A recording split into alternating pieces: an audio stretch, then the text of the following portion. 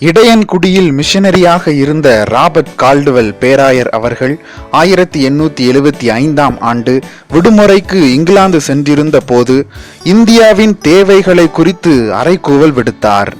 அப்போது தேவனுடைய அழைப்பிற்கு கீழ்ப்படிந்து இந்தியாவில் ஊழியம் செய்ய தன்னை ஒப்பு கொடுத்தவர் தான் 22 வயது வாலிபனான ஆர்தர் மர்காஷிஸ். அவர் ஊழியத்திற்கு ஒப்பு கொடுத்த போது மருத்துவ கல்லூரியில் படித்து முதுநிலை தேர்வுக்கு ஆயத்தமாகி கொண்டிருந்தார். மர்காஷிஸ் ஐயர் அவர்கள் இங்கிலாந்தில் உள்ள லெமிங்டன் நகரில் 1852ஆம் ஆண்டு டிசம்பர் 24ஆம் தேதி பிறந்தார். இந்தியாவிற்கு ஊழியம் செய்ய வந்த மர்காஷிஸ் 1875ஆம் ஆண்டு நவம்பர் முதல் 1876ஆம் ஆண்டு நவம்பர் முடிய இடையன்குடியில் மிஷனரி கால்டுவெல்லோடு தங்கி ஊழிய பயிற்சியை பெற்று தமிழ் மொழியை கற்றுக்கொண்டார். 1876ஆம் ஆண்டு நாசரேத் பகுதியில் ஊழிய பொறுப்பை ஏற்றார்.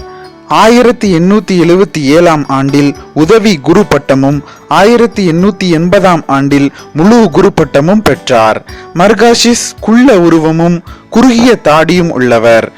ஆரோக்கியமான உடல்நிலை கொண்டவர் அல்ல. ஆஸ்துமா நோயால் அவதியுற்று வந்தவர். ஆனால் தான் விரும்பி ஏற்றுக்கொண்ட ஊழியத்தை நிறைவேற்றுவதில் ஊக்கமும் ஆற்றலும் கொண்டவர். மர்காஷிஸ் ஐயர் நாசரேத்தில் பணியாற்றி வந்தபோது பெருமழை, பஞ்சம் மற்றும் காலராவினால் மக்கள் மடிந்தார்கள். ஆயிரக்கணக்கானவர்கள் இறந்ததால் அநேக பிள்ளைகள் அனாதைகளாய் பரிதபிக்கப்பட்ட நிலையில் இருந்தனர். அந்த அனாதை பிள்ளைகளுக்கென்று 1877ஆம் ஆண்டில் விடுதி ஒன்றை மர்காஷிஸ் ஆரம்பித்தார். அந்த இல்லம் அனாதை சாலை என்று அழைக்கப்பட்டது. பின்னர் அது தொழிற்கல்வி கூடமாக மாறியது. இதை ஆரம்பித்த போது 14 ஜாதி மாணவர்கள் இங்கு தங்கி கல்வி, கைத்தொழிலோடு இயேசுவின் அன்பையும் கற்றனர். அதில் ஒரு சிறுவன் வேதாகம கல்வி பயின்று குருவானவராக மாறினார். அவரே அருட்திரு ஈனமுத்து யோசேப்பு ஐயர் அவர்கள். அனாதை சாலையில் படித்த பெண்கள் திருமண வயதை அடைந்த போது அவர்களுக்கு ஏற்ற துணையை தேடி திருமணம் செய்யும் பொறுப்பையும் மர்காஷிஸ் ஏற்றுக்கொண்டார். 1878ஆம் ஆண்டு நாசரேத் பெண்கள் போர்டிங் பள்ளியில் படித்த பெண்களுக்கு ஆசிரியை பயிற்சி பள்ளியை ஆரம்பித்தார். முன்பே ஆரம்பிக்கப்பட்ட பெண்கள் பள்ளியை உயர்நிலை பள்ளியாக உயர்த்தினார். 1892ஆம் ஆண்டு மர்காஷிஸ் புதிய நிலம் வாங்கி புதிய கட்டிடம் கட்டி பரிசுத்த லூக்கா திருநாளான அக்டோபர் மாதம் 18ஆம் தேதி பரிசுத்த லூக்கா மருத்துவமனை என்று பிரதிஷ்டை செய்தார். இம்மருத்துவமனை வளர்ச்சியடைய அரும்பாடுபட்டார். ஸ்ரீவைகுண்டம், உடன்குடி, காயாமொழி, காயல்பட்டினம் ஆகிய ஊர்களில் இருந்து வரும் நோயாளிகள் மருத்துவமனையில் பணியாற்றிய டாக்டர்கள், நர்சுகள் ஆகியோரின் சேவையினால் கிறிஸ்துவின் அன்பை கண்டு கொண்டார்கள். மரத்திலிருந்து விழுந்து படுகாயமடைந்த நிலையில் மருத்துவமனைக்கு வந்த சிறுவன் ஒருவன் மர்காஷிஸ் ஐயர் தன்னை குணப்படுத்த எடுத்துக்கொண்ட முழு முயற்சிகளையும் கண்ணுற்றவனாக தன் குணம் பெறாத நிலையிலும் பெற்றோர் சம்மதத்துடன் ஞான ஸ்நானம் பெற்று கிறிஸ்தவனாக மரித்தான். இதை பார்த்த அவனது பெற்றோர் தம் சொந்த பந்தங்களோடு கிறிஸ்தவர்கள் ஆனார்கள்.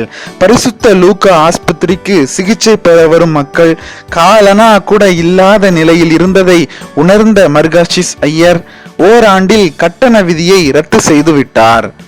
1902ஆம் ஆண்டு மழை காலத்தில் நாசரேத் பகுதியில் காலரா வியாதியினால் அநேகர் மரித்தனர். போர்டிங் பள்ளியில் 7 பேர் மாண்டனர். மர்காஷிஸ் ஆலயத்திற்கு சென்று மன்றாடினார். தினசரி திருவிருந்து ஆராதனை நடத்த தீர்மானம் செய்தார். அன்று முதல் இன்று வரை நாசரேத்தில் காலை 7 மணிக்கு திருவிருந்து ஆராதனை நடைபெறுகின்றது. மர்காஷிஸ் ஐயரால் உயர்முறை ஆராதனை புகுத்தப்பட்டது. சிலுவை வணக்கத்திற்கு உரியதாக ஆல்டர் மேஜையில் வைக்கப்பட்டது. விசுவாச பிரமாணம் சொல்லும் போது ஆல்டர் மேஜைக்கு பக்கம் ஆராதனை நடத்துகிறவர் திரும்புதல் உண்டானது. தூபங்காட்டுதல் ஏற்படுத்தப்பட்டது. மக்கள் மத்தியில் மரண பயமும் மரித்தோரின் ஆவியை பற்றிய பயமும் இருந்தது. அதை போக்க சகல ஆத்துமாக்களின் திருநாள் விசேஷமாக கொண்டாடப்பட்டது. கிறிஸ்தவர்கள் பவனியாக கல்லறை தோட்டத்திற்கு இத்திருநாட்களில் சென்றனர். உயிர்த்தெழுதலின் நம்பிக்கையை பூரணமாய் மக்கள் பெற்றனர்.